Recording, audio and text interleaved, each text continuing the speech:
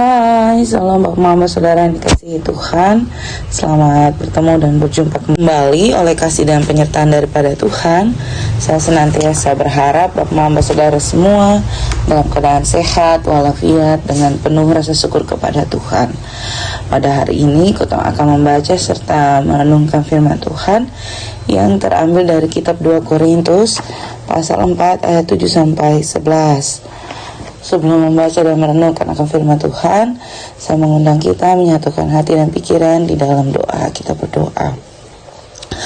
Bapa di dalam surga, Bapa yang kami sembah lewat anak Yesus Kristus, terima kasih Tuhan untuk kasih setia dan penyertaan Tuhan di dalam kehidupan kami.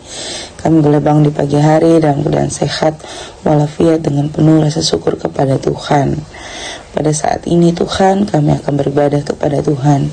Kami mengundang Tuhan hadir di tengah-tengah kami, menguduskan hati dan pikiran kami, agar apa yang kami baca, apa yang kami dengar, tidak berlalu begitu saja, tetapi boleh menjadi berkat bagi kehidupan kami. Mengampuni kami Tuhan, di dalam nama Yesus Kristus, kami telah datang dan berdoa. Amin.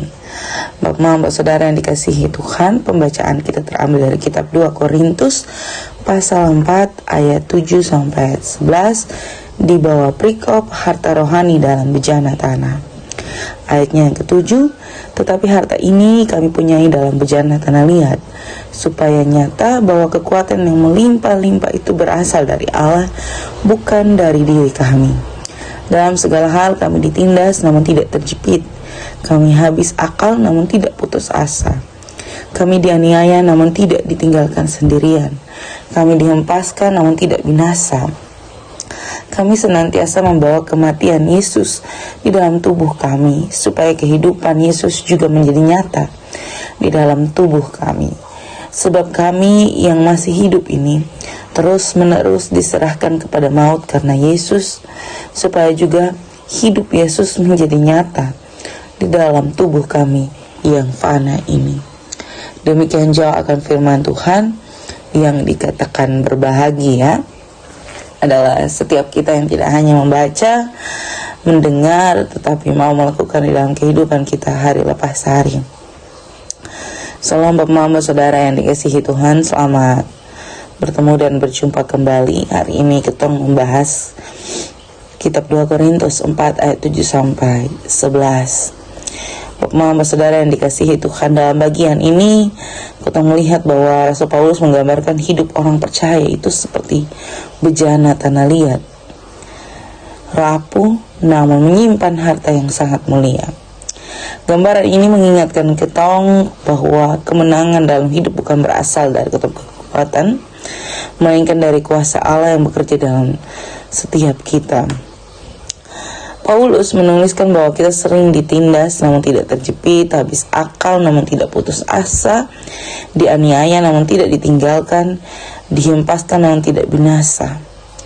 Ini merupakan realitas hidup setiap kita. Mengikuti Kristus bukan berarti bebas dari masalah.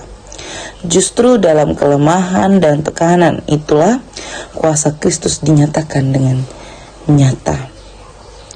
Menang bersama Kristus bukan berarti hidup tanpa luka, tetapi tetap berdiri di tengah luka. Bukan berarti tidak pernah jatuh, tetapi selalu diangkat kembali oleh kasih-Nya. Kemenangan kita bukan diukur dari keadaan luar, melainkan dari iman yang tetap teguh.